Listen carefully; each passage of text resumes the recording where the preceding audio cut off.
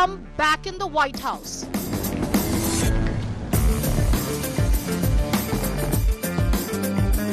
World awaits Trump 2.0. Trade, tariffs, wars, and more. From DC to Davos.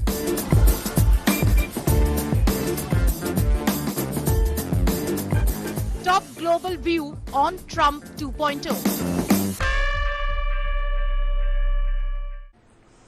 Hello and a very warm welcome. The biggest question at Davos, as it is across the world at the moment, is what to expect from Trump 2.0.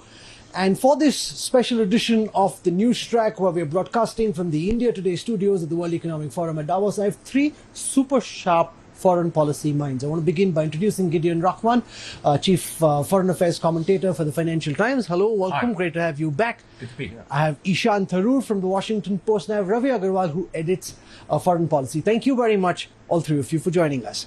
I want to start by asking you, Ravi, about Trump coming in as president once again. What is it that frightens you the most? Gosh, well, if you look at his agenda, I think the two things that scare me the most in the immediate term are tariffs and deportations. Both could be very destabilizing. Both could have impacts that affect not just the American economy, but the world itself. If you look at tariffs, to start with that, Trump has said he would impose anywhere from 25 to 40% tariffs on a range of countries, including allies and neighbors, maybe up to 200% on Chinese EVs. All of that could be immensely destabilizing for business. What strikes me as strange about it is that if you listen to the people who in Trump land who believe in tariffs, these are longer term policies that make sense over time, if they make sense at all, in a trickle down sense. But Trump is a short term guy. He's not a long term guy. So if there's any inflation, which tariffs cause, if there is market pressure, which tariffs cause, he might backtrack. So that'll be very interesting to see how that plays out in the first few weeks. And then deportations. This could be inhumane. It could be cruel. We don't know the extent to which he's going to lean into that. America has around about 11 million undocumented immigrants. Trump has claimed the numbers as high as 21 million. So the delta between what he might do and could do is extremely large. And the next few weeks will Is it likely to be notional, just to show that he's flexing his muscles and sending some people across the border, or do you think he could go the whole out?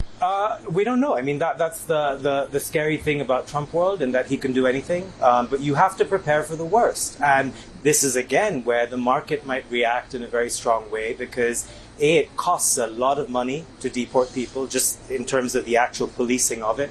But also, this is not good for the economy. If you think of 40% of undocumented workers are in the agricultural sector, so picking oranges, for example. Who's going to do that work? Who's going to do all the other types of work, whether it's construction or washing dishes that undocumented workers do? There will be trickle-up effects on all kinds of industries that could lead to an outcry from many of Trump's friends and allies as well. Ishan Tharoor, last time Trump came in, it was a bit of a surprise for him. It was a surprise for the rest of the world. It was a surprise for everyone at Davos. This time, everyone knows that he's back. He's far muscular, stronger, more certain, has a better team. What do you expect his most immediate action agenda to be? Well, you're right that he comes in this time around with fewer surprises around him. His first term was a jolt, disruptive in various ways. Now he's almost conditioned the world to expect him. And we know that the first day he takes office, he's going to sign or raft dozens of executive orders. We'll get a glimpse of what his agenda will be when he does that. Those will include things like scrapping subsidies for electrical vehicles, perhaps some sort of signaling around the border and border policy, signaling his kind of culture war over diversity. But I think more broadly, we will see a Trump in his second term who is much more gloves off, who has many more loyalists in Congress, controls both chambers of Congress, and will be acting as if he has a much larger mandate than he may actually have. Gideon Rachman, from the perspective of the rest of the world, what, according to you, is the greatest damage that Donald Trump can cause?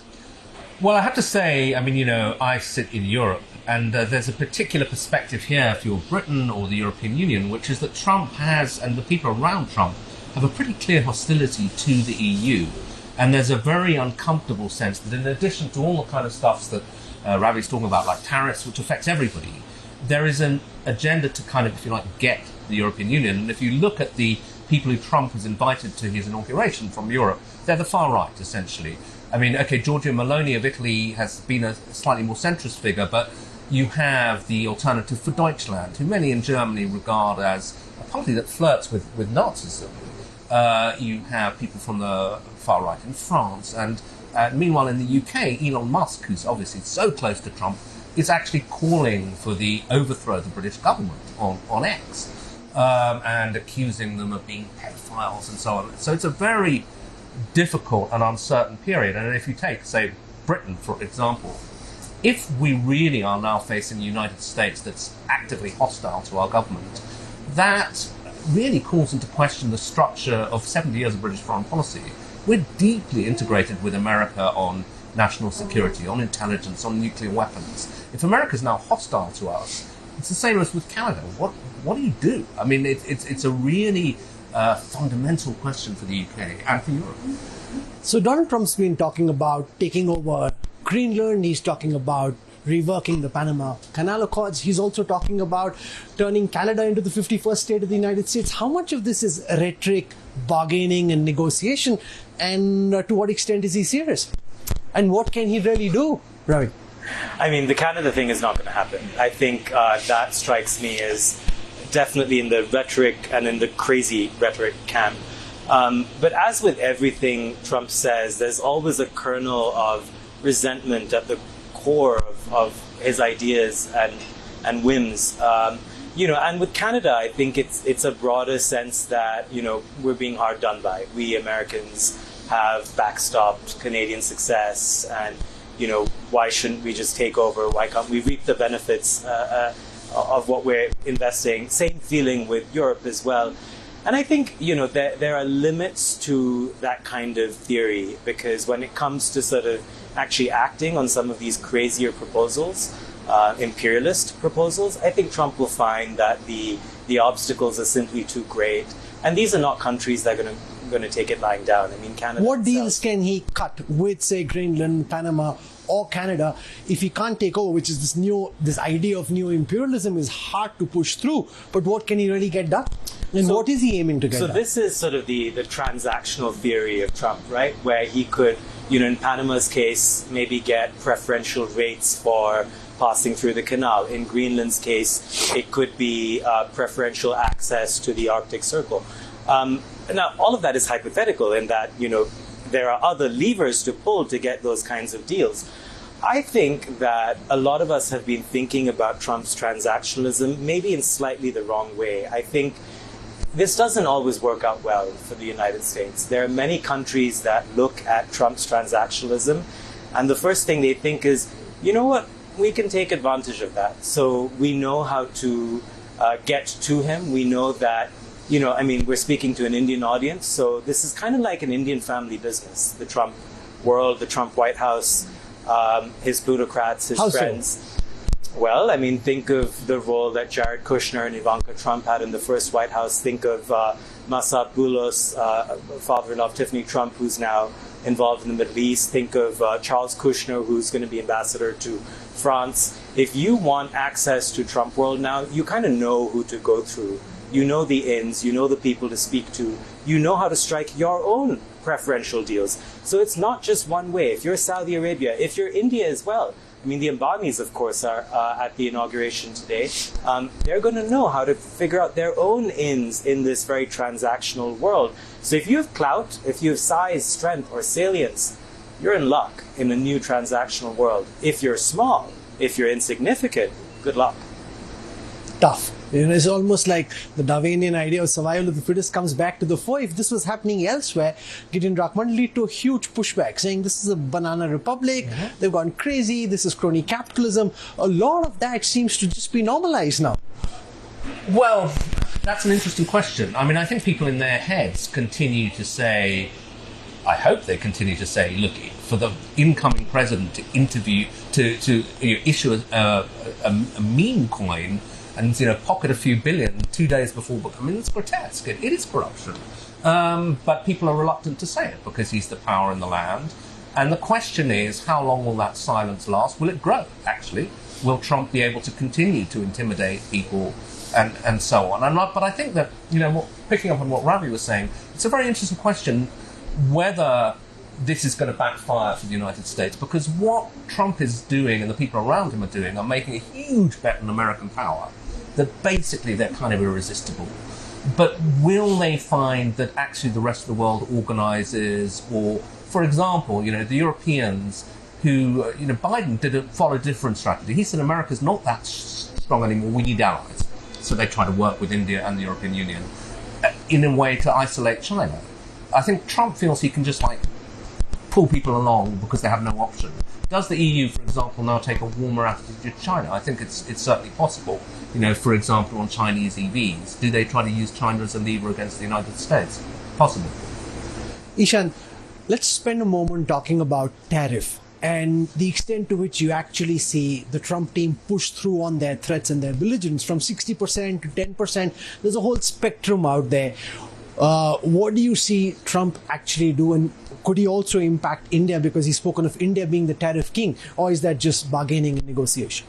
Well, again, we'll see. As Ravi said, there's an extent to which people in the Trump world and Trump himself believe that tariffs are necessary to restore America to a different footing, to re-alter the kind of whole mechanics of the global economy so that U.S. manufacturing is once more king, to wean sort of vulnerabilities and reliance on China, to wean themselves off those vulnerabilities.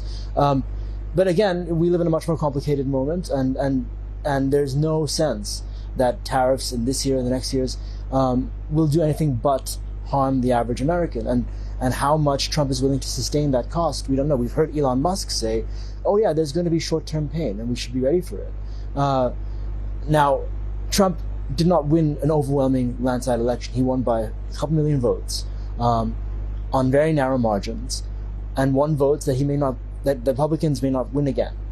So their appetite for that pain, you should question. So we'll see in terms of what he wants to impose. He will probably target China in a particular way. He probably will have some kind of new spat with Mexico and China and Canada in terms of reconfiguring further deals regarding the current existing agreements.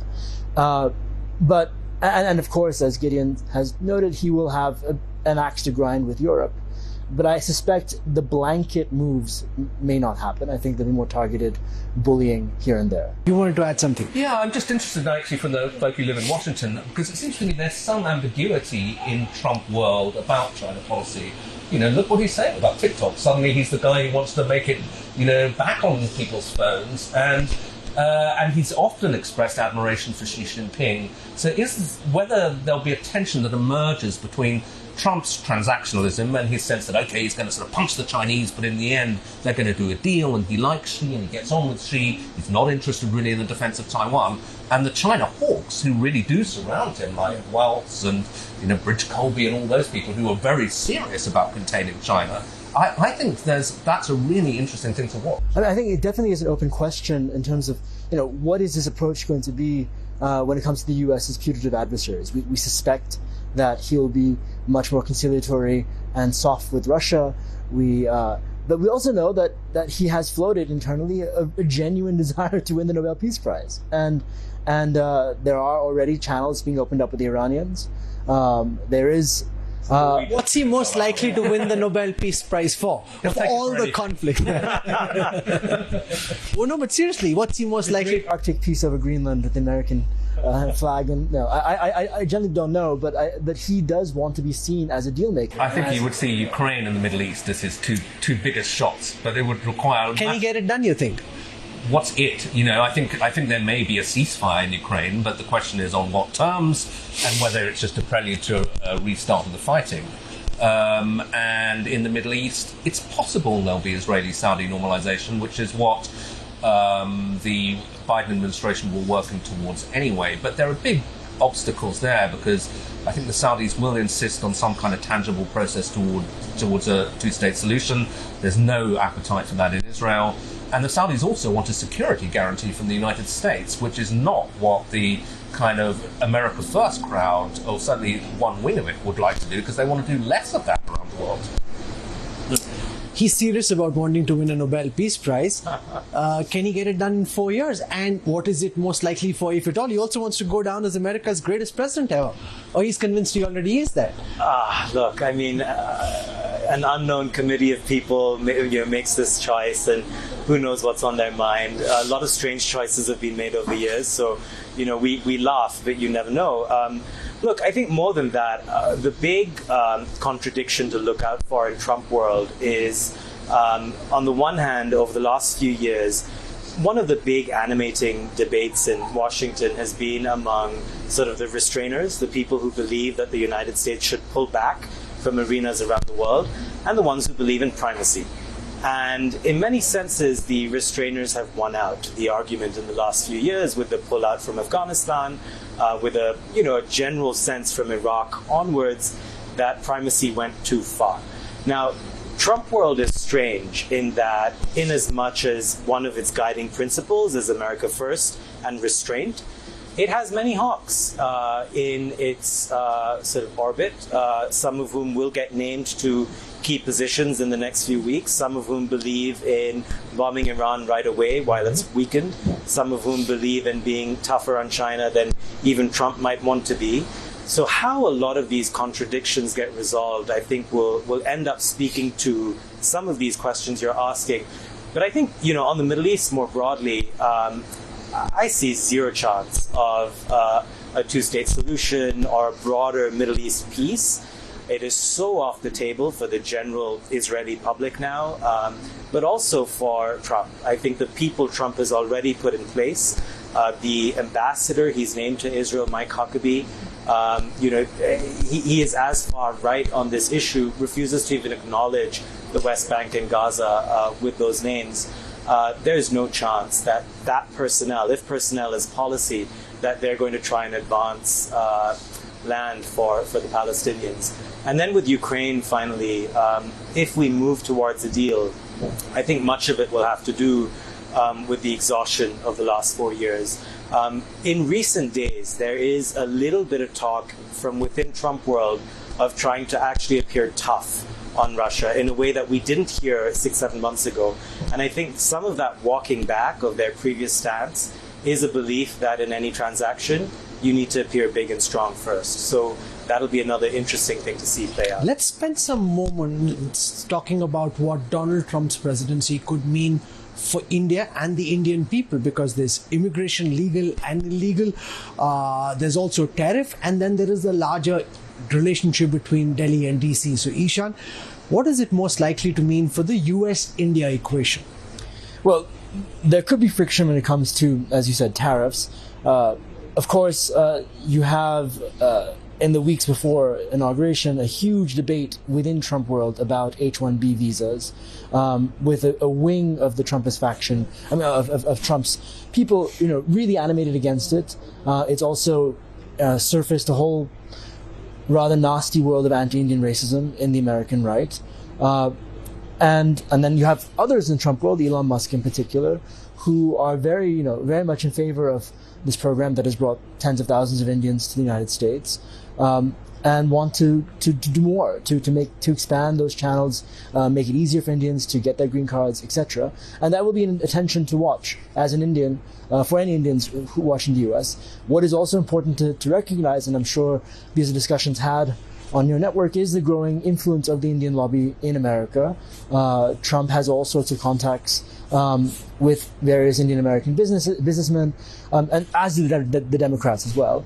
But that you'll see over the next few years a consolidation of that influence, and we'll see what kind of influence Indian Americans can have on policy that is quite divisive in various contexts. Most in the Indian government and in the BJP ecosystem would much rather have dealt with Trump than with Kamala Harris. So they're quite happy the fact that Donald Trump is coming to power.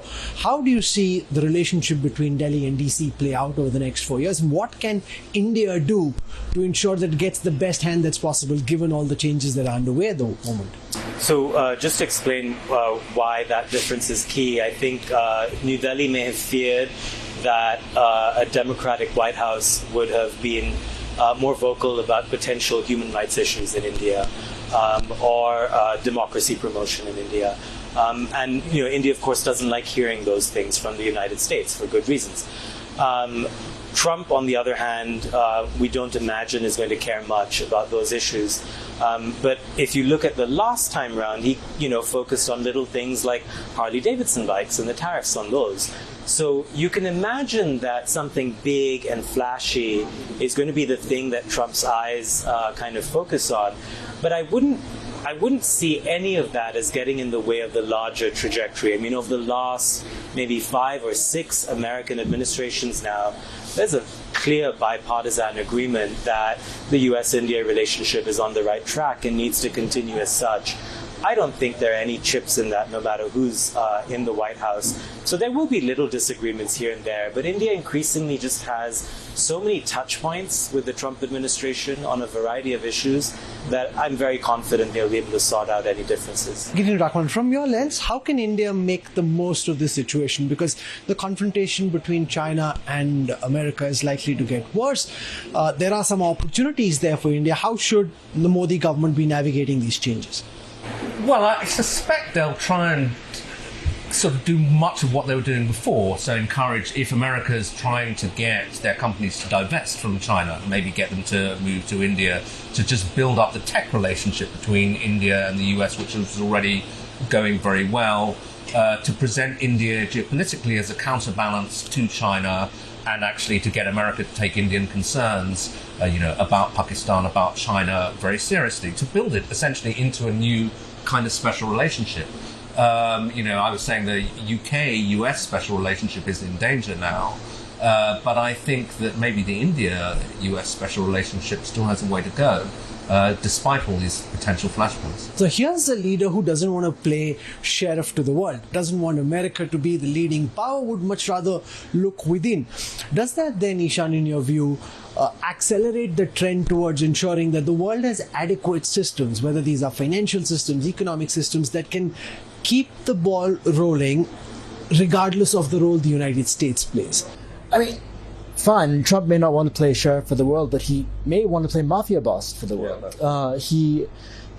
The current position on the American right isn't one that is interested in these discussions in multilateral institutions, isn't interested in talking about what a multipolar world looks like. They may be more restrained, but they still value or sort of think about American primacy as a kind of essential principle that, we are the world's superpower, we get to dictate these terms, and any geopolitical obstacles to that should be reckoned with. And I don't see any conversation within Trump world about how to think about the global South, how to think about sort of the international system at large. Yeah, I mean, I think that mafia boss comparison, although it sounds like an insult, is actually quite a useful way of thinking about it, because I think that's why Trump respects Xi and Putin, because they've got powerful families, and they have territories, and you respect that. Whereas if you see weakness, well, that's just an invitation. If you have a bruise, you punch the guy's bruise, you don't say, can I help you? And that's why he picks on Canada or Denmark, because what are they going to do? They have no crew. So one is the mafia boss syndrome, the other is the madman theory, right? Yeah. That he kind of pushes, just appears to be crazy in the hope that he can cut the best deal. But a lot of the academic research seems to be suggesting that the madman theory doesn't work in the real world. Yeah, so this was, I think Nixon coined the term, and it doesn't always work. I think sometimes, when you present as crazy and people expect crazy, you have crazy outcomes. And there are lots of historical examples of this not working out, even with Trump. For example, when he thought that writing love letters to Kim Jong-un would work out in his favor, it didn't, and then he promised to sort of rain fire and fury over North Korea. So that kind of schizophrenic behavior is probably what we have on the menu for the next few years. But on the point about Trump as a mafia boss, I think that's a great way of thinking about it. Part of the problem is that if you look at the last 4 or 5 decades of the global order, what seemed to work for the world and was a rising tide that lifted all boats was more globalization, more free trade, international systems that worked, the WTO, systems and norms and rules that everyone could abide by and follow. And when the United States begins to take a leading role in not following those rules that it helped create, for example, on trade, that sends a message that we're entering an era of jungle law. Again, bigger players might survive, but if you're a smaller country, it doesn't look good for you. And this was an era when small countries did well, because there were rules. And in fact, you saw the number of countries grow because there was a kind of framework that could protect them. But if Trump follows the law of the jungle, Ishan, then what's to stop Xi Jinping from saying, hey, this is the best opportunity I have for making a dash for the Taiwan Straits? I mean, that's a good question. And the Taiwanese themselves are fearful that, even though Republicans are staunchly pro-Taiwan, Trump may bargain away Taiwan's security as part of his idea of a grand deal with the Chinese. And that Do you think that's possible? Because that's blasphemous. You think it is? Totally. I mean, he said it before. He's threatened to not support Taiwan in the event of an invasion. Now, again, so much depends on the personnel, because much of what we know of many of the people who are entering his national security orbit and key roles, they believe the opposite. I mean, they really want to strengthen Taiwan. Already. I mean, if you see, That's true. If you see Bridge Colby, he wrote a whole book about how the defense of Taiwan was critical. As he sees the prospect of a job in the Trump administration, what the boss is saying begins to dial that down and say, well, maybe because the Taiwanese aren't defending themselves well. So are you of the view that the reunification of China with Taiwan is now more likely in the next 4 years than it's been in the past? I prefer to say conquest. No, from Xi's perspective, reunification, but conquest otherwise? I would call it a conquest too. I don't know if it's more likely, because the other side of this equation, and we know so little about the Chinese economy, they've usually acted from a place of strength. It's such a black box. I mean, if you look at some of the numbers, whether it's debt, whether it's lack of growth, whether it's the fact that their population has declined for a third straight year running, there are many reasons why things don't look great for them. And there are two theories on this, that when China's not doing well, it either lashes out in a bid to sort of keep the people happy, eat nationalism as it were, or that they bide their time. And who knows? How does this impact India and China? Because this is a time when India and China are just trying to mend bridges after what's been happening for the last 4 years at the line of actual control. Will the US assert that India side with DC more openly? How does that impact the relationship between India and China over the next 4 years? Look, as we were saying earlier, India is a bipartisan concern in the United States. There is a desire from all sides in Washington that India plays a more close strategic role alongside the U.S. in the quote-unquote Indo-Pacific. But I think there's also an appreciation that India has its own existing way of doing things. It has its own kind of principles. And there's not much of a desire in Washington among serious people to challenge that. I would wonder, though, in the event that Trump does some kind of major diplomatic initiative with the Chinese, how that may compromise Indian interests, and whether Trump would be willing to compromise Indian interests in the event that he can score some major, in his mind, optical victory or triumph diplomatically with the Chinese. I think that's a more open question. Do you think the prospects of a deal with China are more likely, or do you think the prospects of greater fragmentation are higher? Both. I think we had a lot of Trump, diplomatic effort with the Chinese in the first term, but that was a lot of sound and fury. Incidentally, I mean, just on the question of a deal, I was talking to a British diplomat who worked, on U.S. relations, and he said the thing about Trump is actually he's really quite a bad deal maker. So that their strategy was always to try to get the Prime Minister alone with Trump, because Trump had no interest in the detail. So his staff would fight really hard and be really tough. But once you had him alone with Trump, he didn't know the dossier, so he'd say, oh, yeah, all right, whatever. So that's the strategy. And I think Xi will be much better informed than Trump on the detail. There's an add-on to this. There's also the tyranny of the last briefer. So whoever the last person is who has Trump's ear can sort of convince him and win him over on a range of issues, which is why he's flip-flopped on so many things, whether it's TikTok, maybe now in Ukraine, So that's the other challenge. Whoever is Speaking of minding it. briefers, let's spend some time talking about Trump and Elon Musk. Do they stay best friends for 4 years, or will they have a blowout? Who wants to go first? But I think right now we're in a situation where, yes, you have Secretary of State Marco Rubio, but is Elon Musk the real Secretary of State? I think that's something that many in Washington are seeing him as. He's somebody who, what he thinks about the U.S. and the world has as much impact as the actual American diplomats or the Secretary of State. But you're right. I think there may be a moment, and that may come soon, where Trump falls out with him. You're betting on a falling out? I'm betting on a falling out within the first 2 years. You're betting on a falling out within the first 2 years. Ravi, do they stay best friends? Because Elon Musk hasn't said a bad thing about Xi Jinping. He's been able to, when there's someone more powerful than him, he's able to keep the equation going. Do they stay on the same side for 4 years, or do they have a nuclear explosion? I mean, he's a businessman first and foremost. And so with China, of course, huge Tesla factory near Shanghai. So he has to make good with the Chinese always. Weirdly, this is also a point of leverage for the Chinese on him, and therefore on Trump potentially, which could end up being a point of friction if Trump ends up taking extreme actions on Beijing. But yeah, I'm with Ishan here in that you have two men with immense egos who have... Who has the bigger ego in your view? Trump, probably, I would imagine. I don't know. Maybe it's Elon. It's a tough one. There's an interesting, specifically India angle, which is I remember talking to people in the Biden administration who very badly wanted Musk to set up in India because as part of this rebalancing away from China, and were aghast when he cancelled the trip to India to go to China. Because why do you think he did that? Because he had more of a commitment to China, and it was more important to get Tesla what it needed in China than to look at some notional. So which side are you on? They stay friends or they have a blowout? I don't know, because you'd think certainly in personality terms, of course there'll be a blowout because there's two big egos. But on the other hand, Musk is a proposition that Trump has never really had to deal with. He has such wealth, such concentrated power that I wonder whether at some point even Trump has some anxiety about breaking with Musk. Is this the way the US politics on the Republican side is likely to stay, with whoever is Trump's successor taking forward his agenda, or do you think a reversion to mean and more centralism is more likely? Ravi?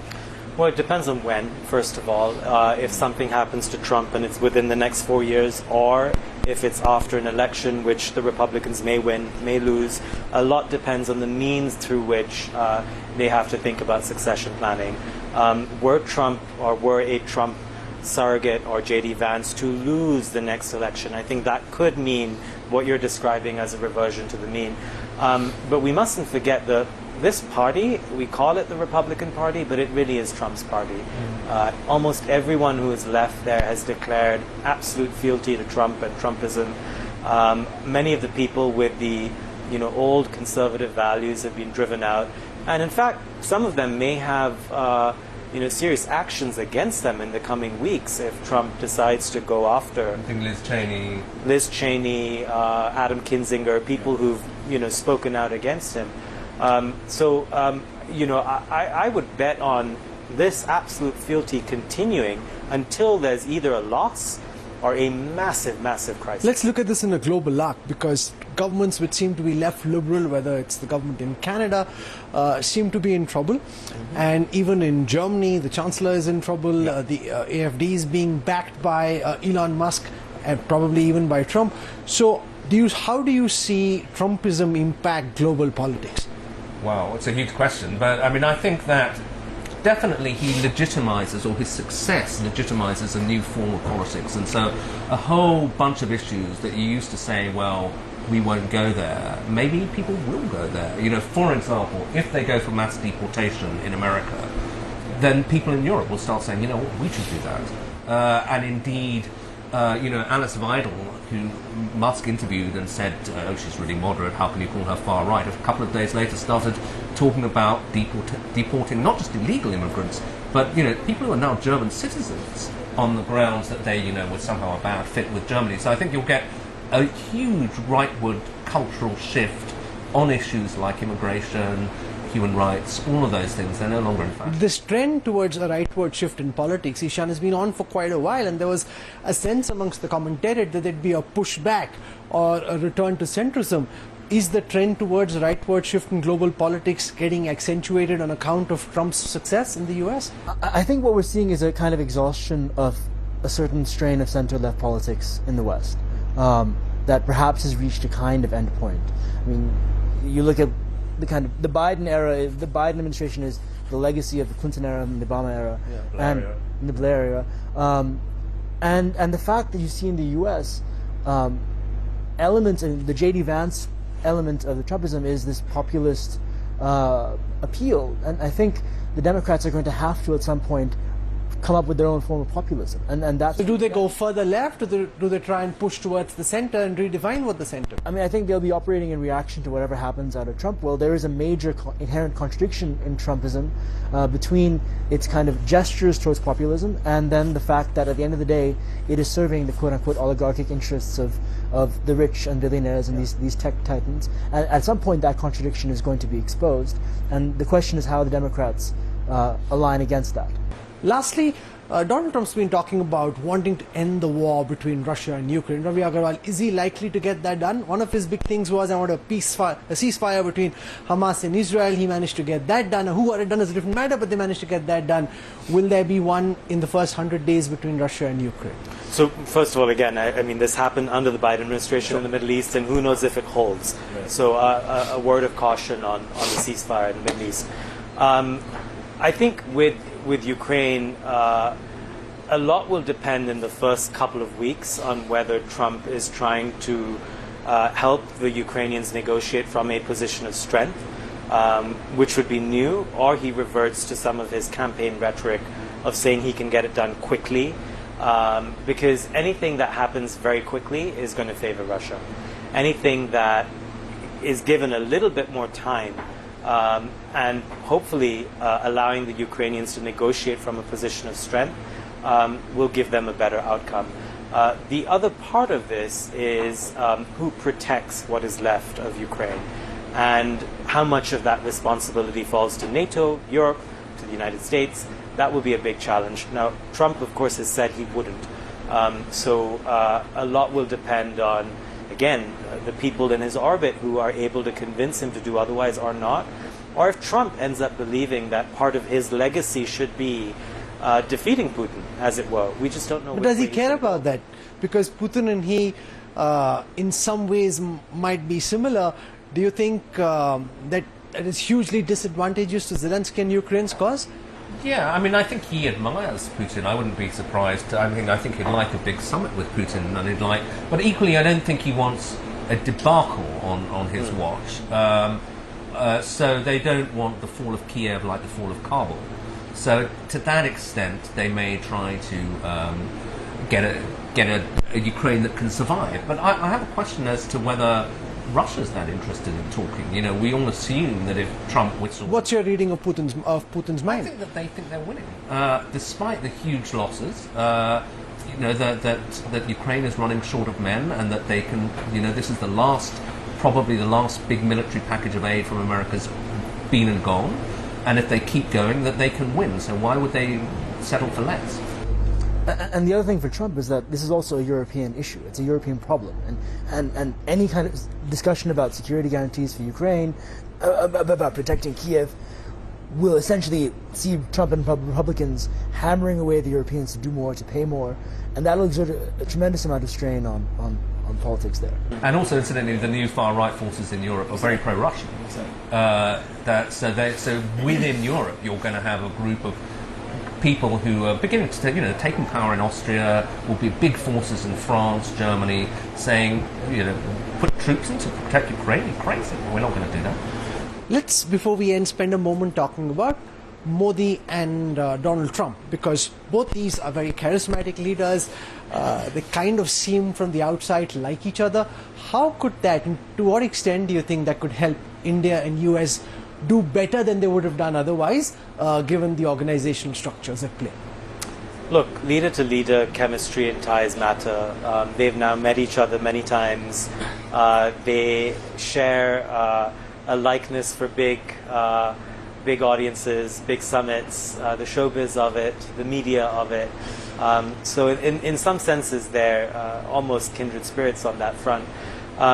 Look, I think it matters in that having deciphered what the two of them like in terms of outcomes from summits, from public perception, it may open room for their teams to actually hammer out details on the nitty-gritty. Again, having acknowledged on this panel that there's huge bipartisan agreement in DC that this relationship should be furthered, should be advanced, that defense ties, tech ties, all of those increase and are enhanced.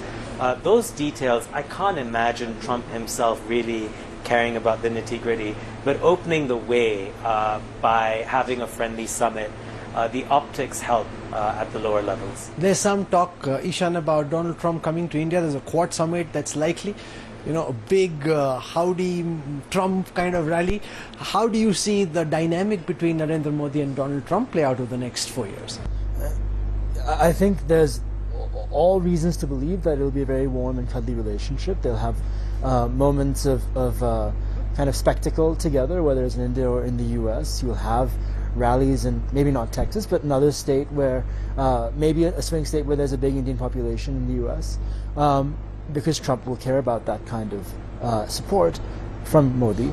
I think that it doesn't really matter who's in power in the US. The India-US relationship is on a very strong trajectory, and there's very little that can happen that could wobble it. What's your worst nightmare? What's keeping you awake at night?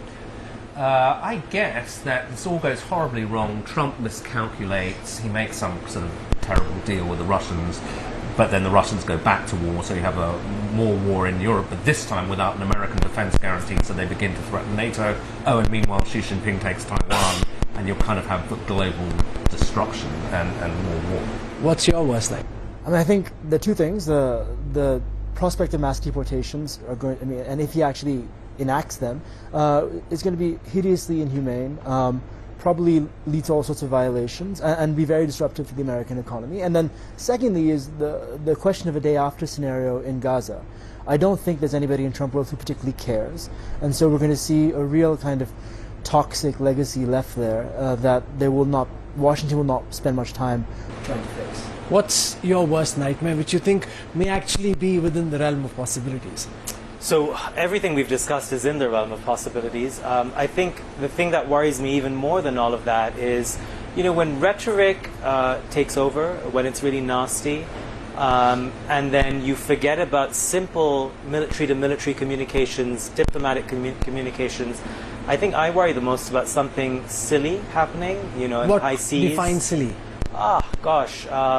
Let's say a Chinese vessel and an American vessel deciding to be adventurous against each other, and then shots are fired, and then that leads to escalations which lead to more escalations.